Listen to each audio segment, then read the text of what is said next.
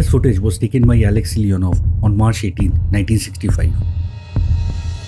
He was a Russian cosmonaut and became the first person to perform a spacewalk.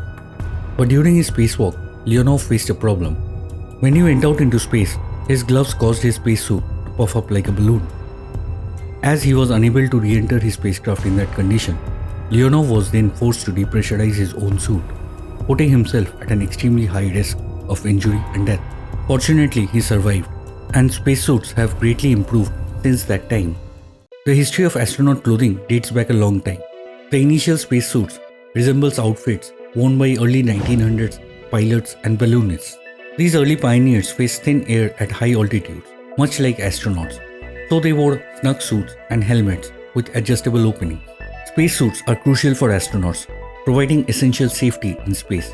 These specialized outfits are designed to keep astronauts protected. NASA has been at the forefront of spacesuit design, and now SpaceX is also pioneering new and innovative designs. NASA's Artemis program is all about sending American astronauts back to the moon. The plan is to have the first woman and the next man step on the moon's surface. They are using two types of suits for this mission: the Orion Crew Survival System Suit (OCSS) and the Exploration Extravehicular Mobility Unit (XEMU). The OCSS suit is a tight fit and is bright orange. This color helps astronauts be visible if they land in the ocean. The XEMU suit looks bigger and heavier, but that's because it's made for astronauts to work on the moon's surface. When you compare, the new NASA suits look very different from the talked about SpaceX suits. These SpaceX suits are called Starman suits and are also meant for use inside a spacecraft, similar to the Orion suits. However, SpaceX has not made suits for spacewalks outside the spacecraft yet.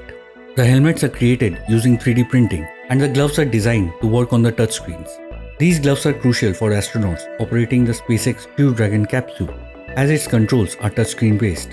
The SpaceX suit has a single umbilical line, for example, which plugs directly from the thigh area to the seat in the Crew Dragon ship, delivering all the vital data and metrics on the astronauts inside it, as well as communications. Because many of the Starman features only work with SpaceX hardware, it's even been said that the suit effectively serves as one piece or as an extension of the overall vehicle itself. The Hollywood costume designer Jose Fernandez came up with the look for these suits. He originally thought he was designing them for a movie, not an actual space mission. Fernandez has experience working on costumes for the films like Captain America Civil War and Batman vs Superman Dawn of Justice, to name a few.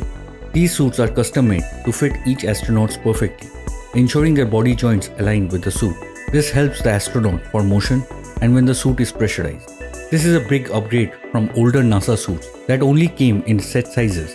The designer of the SpaceX suit removed the external valve and hoses to create a clean and simple appearance.